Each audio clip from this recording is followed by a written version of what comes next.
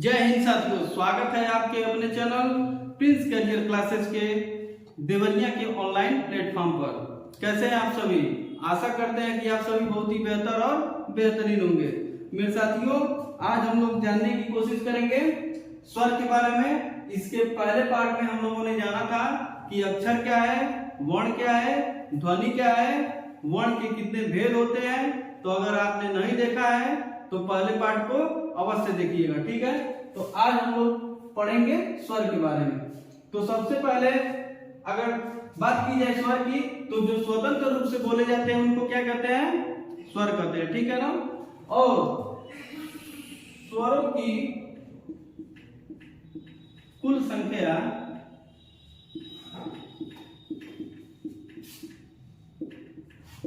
स्वरों की कुल संख्या कितनी होती है? 11 होती है, ठीक। अगर बात की जाए लिखने के आधार पर भी तो स्वरों की कुल संख्या कितनी होती है? लिखने के आधार पर भी 11 ही होती है। तो अगर पूछता है कि कुल संख्या या फिर लिखने के आधार पर भी, तो कितना होता है? 11 होता है, ठीक है ना। और बात की जाए मात्रा के आधार पर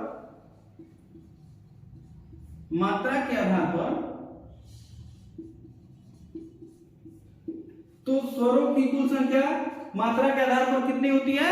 10 होती है। कितनी होती है? 10 होती है, ठीक है। और अर्थ के आधार पर भी अगर कहता है तो स्वरों का जो संख्या होता है कितना होता है? 10 होता है, ठीक है ना। अब हम लोग देखेंगे उत्पत्ति के आधार पर स्वर भेद, ठीक है ना। यानी कि उत्पत्ति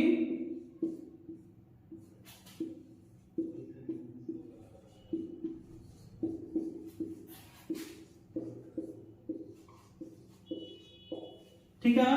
तो उत्पत्ति के आधार पर भेद होगा आपका 3 होगा, ठीक है। अगर ऐसे बनाते हैं तो पहला वाला आपका जो होगा ह्रस्व होता है, ठीक है ना, जिसको हम लोग मूल भी कहते हैं, मूल स्वर, ठीक है। दूसरे नंबर पर जो आएगा आपका वो हो जाएगा आपका दीर्घ स्वर, ठीक है ना। इसको कहते हैं हम लोग, इसको मूल स्वर कहते हैं और इसको क्या कहते हैं? गुरु, ठीक है। और इसको ही क्या कहते हैं? संधि स्वर भी कहते हैं। और इसको क्या कहते हैं? तीसरा नंबर का जो होता है प्लुत होता है, ठीक है ना। तो ये 3rd नंबर का हो जाएगा, ये 2 नंबर का होगा और ये 1st नंबर का होगा, ठीक है ना। तो ह्रस्व स्वर या फिर जो मूल स्वर होते हैं वो इनकी संख्या कितनी होती है? 4 होती है। कितनी होती है? 4 होती है। जैसे देखिए अ हो जाएगा, छोटी, छोटा ऊ, और फिर हो जाएगा आपका ऋषि, ठीक है ना। तो ये ह्रस्व या फिर मूल का मतलब देखिए सबसे मूल जो होता है ना अ होता है, नहीं तो छोटी, छोटा ऊ और ऋषि, ठीक है। क्योंकि मूल इसलिए भी क्योंकि इसे ही मिलके बड़ी ई का निर्माण होता है। तो ये मूल हुआ कि नहीं हुआ? उसे ही मिलके बड़े ऊ का निर्माण होता है। तो ये मूल हुआ कि नहीं हुआ? हुआ कि नहीं हुआ? ठीक है ना। अब बात करेंगे हम लोग, तो इसकी संख्या 4। और दीर्घ स्वर या फिर गुरु स्वर या फिर संधि स्वर जो होता है, इसकी संख्या कितनी होगी? 7 होगी। कितनी होगी? 7 होगी, ठीक है ना। देखिए आ, फिर हो जाएगा आपका बड़ी, फिर होगा आपका बड़ा ऊ, फिर होगा ए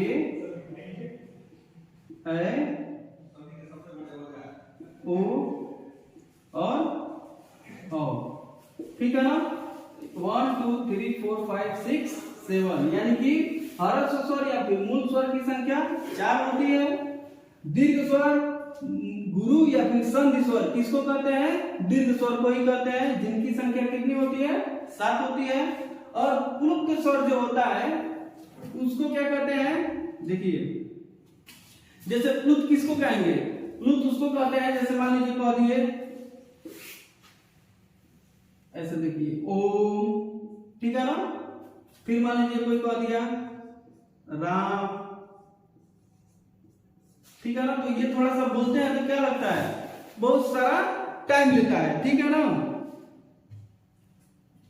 तो इसको हम लोग देखिए एक बार और बढ़िया समझ लीजिए। उत्पत्ति के आधार पर अगर भेद पूछेगा कितना होगा, 3 होगा। पहला होगा ह्रस्व या फिर मूल कह सकते हैं, दूसरा होगा दीर्घ स्वर या फिर गुरु भी कहते हैं, संधि भी कहते हैं, संधि स्वर, और तीसरा होता है आपका प्लुत, ठीक है ना। तो इस प्रकार से उत्पत्ति के आधार पर भेद कितना होता है, 3 होता है, ठीक है ना। चलिए तो अब इसके बाद से हम लोग जानेंगे जीवा के आधार पर स्वर के भेद, जीवा के आधार पर स्वर के भेद। अभी इसमें बहुत सारी चीजें हैं, अगर उसको विस्तृत तरीके से समझना है तो हमारे ऑफलाइन क्लास से भी आप लोग जुड़ सकते हैं, ठीक है ना। तो जीवा के आधार पर बात की जाए, जीवा के आधार पर, ठीक है ना, जीवा के आधार पर। तो पहला होगा आपका अग्र स्वर, ठीक है। दूसरा होगा आपका मध्य स्वर, ठीक है।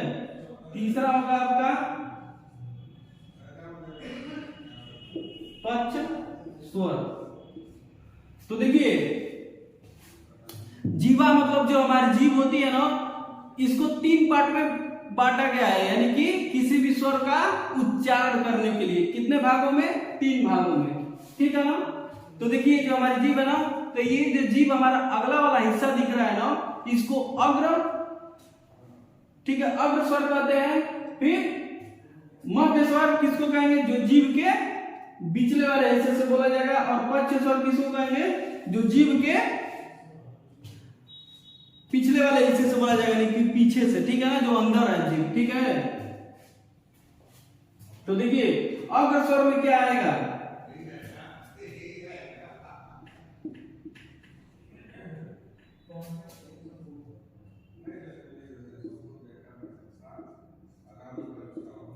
देखिए अग्र स्वर में आएगा ई ई ए ए, ठीक है। तो कैसे हम लोग जानेंगे ई ए, जब हम लोग किसी को चिढ़ाते हैं, ठीक है ना, तो जीभ से ही चिढ़ाते हैं। तो जब हम लोग जीभ से चिढ़ाते हैं तो उसको सामने जाके क्या करते हैं, ई ए बोलते हैं ना, ई ए।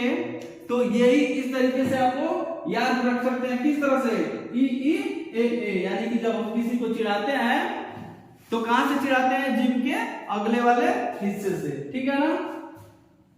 फिर देखिए जो मध्य स्वर होता है वो होता है आपका ओ, ठीक है ना। मध्य स्वर क्या होता है, यानी कि जीभ के मध्य हिस्से से कौन सा स्वर बोला जाएगा, ओ, ठीक है ना। अब देखिए जो पक्ष स्वर यानी कि जीभ के पिछले वाले हिस्से से क्या क्या बोला जाएगा, जो इसमें का बच गया है, देखिए 1 2 3 4 5, तो बचा क्या क्या है, देखिए क्या क्या बचा है, आपका बचा है ऊ बचा है, फिर बड़ा ऊ बचा है, फिर ओ बचा है, और ओ बचा है, ठीक है। तो इस तरीके से आ भी हो जाएगा, ठीक है ना, आ भी होगा। और एक आगत स्वर होता है ये वाला, इसको क्या बोलते हैं, आगत स्वर बोलते हैं। तो इसको भी कहां से बोला जाता है, यानी जीभ के पिछले वाले हिस्से से बोला जाता है, किसको, और देखिए आगत स्वर इसलिए कहा जाता है क्योंकि ये अंग्रेजी से आया हुआ वर्ण है, यानी कि स्वर कहां का है, अंग्रेजी का। जैसे हम लोग लिखते हैं ना, डॉक्टर लिखते हैं ना, तो यहां पर ऐसे लगाते हैं ना, तो ड, और कहां से आया, ये अंग्रेजी का हुआ कि नहीं ये, और तो इसको भी कहां से बोला जाता है, पिछले वाले हिस्से से बोला जाता है, ठीक है ना। तो इस तरीके से जीवा के आधार पर भी अगर कोई पूछता है कि कितने भेद होते हैं, तो कितने भेद होते हैं? 3 भेद होते हैं, ठीक है ना। अब मुख खुलने के आधार पर, ठीक है ना,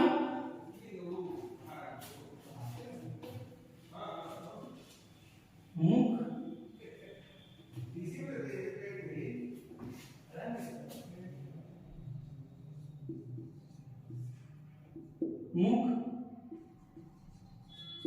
खुलने के आधार पर, ठीक है ना। तो मुख खुलने के आधार पर कितने प्रकार के होते हैं? 4 प्रकार के होते हैं स्वर, ठीक है ना। पहला होगा आपका संवृत्त स्वर,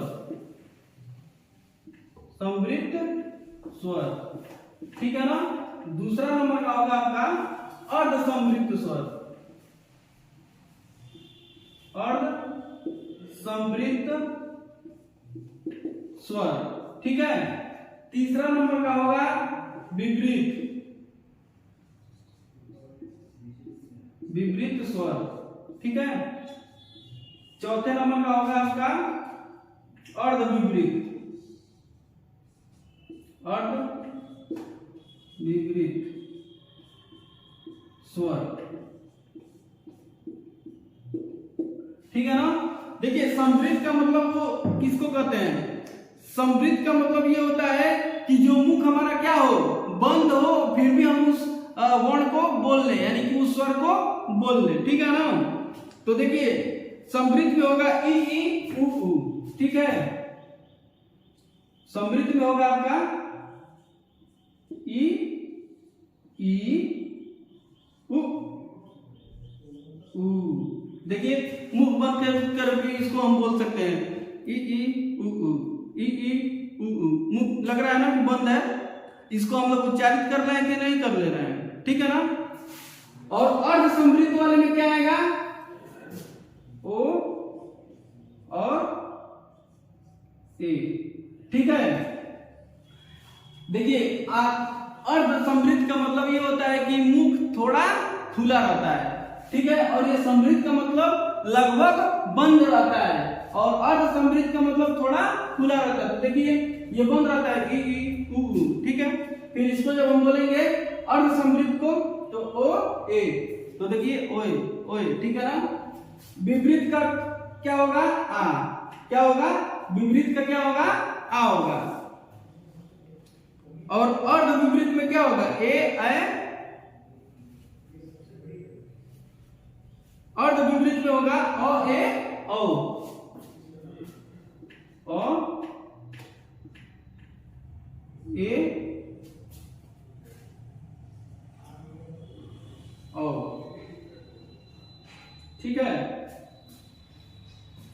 तो इस तरीके से ये अर्ध विवृत का मतलब, देखिए इसमें पूरा खुला रहता है विवृत वाले में आ, देखिए आ, ठीक है ना। और अर्ध विवृत स्वर में क्या होगा? थोड़ा सा आधा खुला रहता है, ठीक है। और ये संवृत्त वाले में लगभग बंद रहता है, और अर्ध संवृत्त में क्या होगा? थोड़ा बंद रहता है, मतलब थोड़ा सा बंद रहता है, इसमें पूरा बंद रहता है लगभग, ठीक है ना। तो इस तरीके से मुख खुलने के आधार पर, और इसका हम ट्रिक अगर बताएं आप लोगों को, तो देखिए इसका ट्रिक का मतलब जब हम लोग किसी को चिढ़ाते हैं तो आगे से सामने से ही ना जाके चिढ़ाते हैं।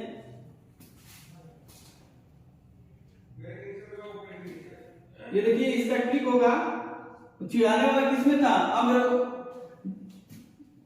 स्वर में था, ठीक है। इसमें होगा आपका एक ट्रिक सुई, ठीक है ना।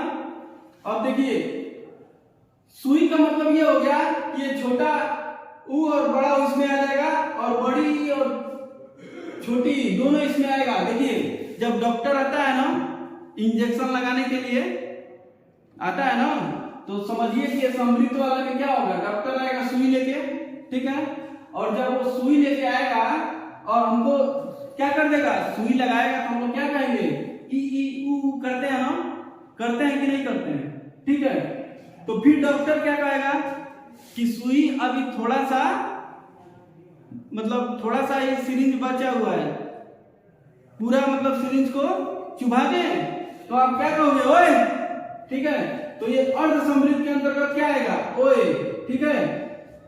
डॉक्टर सुई लेके आया तो सुई वाला पार्ट किस में आएगा, समृद्ध वाले में आएगा।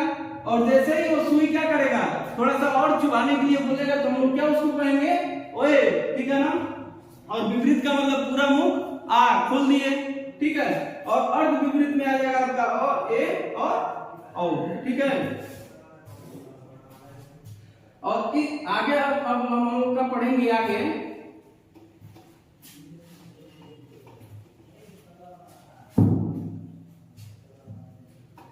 मुखाकृति के आधार पर, ठीक है ना, यानी कि मुख खुलने के आधार पर स्वर कैसे उच्चारित किए जाते हैं ये हम लोग समझने का कोशिश करेंगे, ठीक है।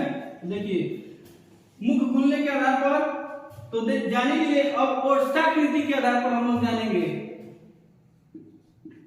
और यही लास्ट पॉइंट है, ओष्ठाकृति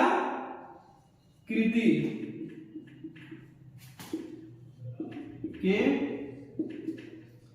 आधार पर स्वर के भेद,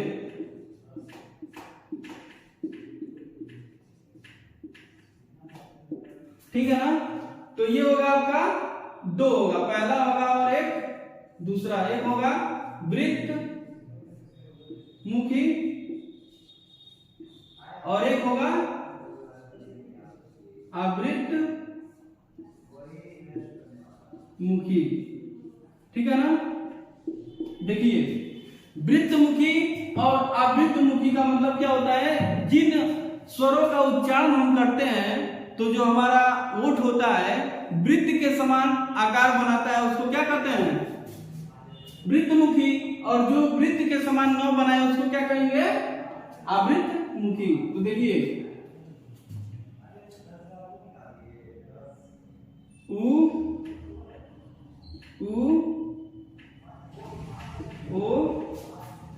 ओ, देखिए इसको आप बोल के देखिए तो उ ओ औ, ठीक है ना। इसको जब हम लोग बोलते हैं तो क्या करता है, हमारा जो ओठ होता है वो वृत्त के समान क्या करता है, मुख बनाता है, ठीक है ना। और आवृत्त मुखी में क्या होगा, जैसे मानिए ई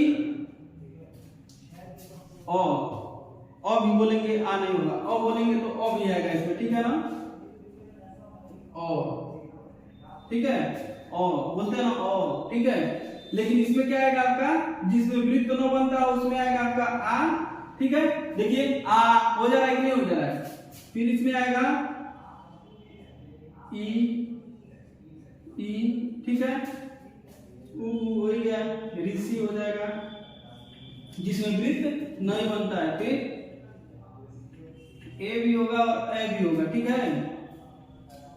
और फिर होगा आपका, तो इस तरीके से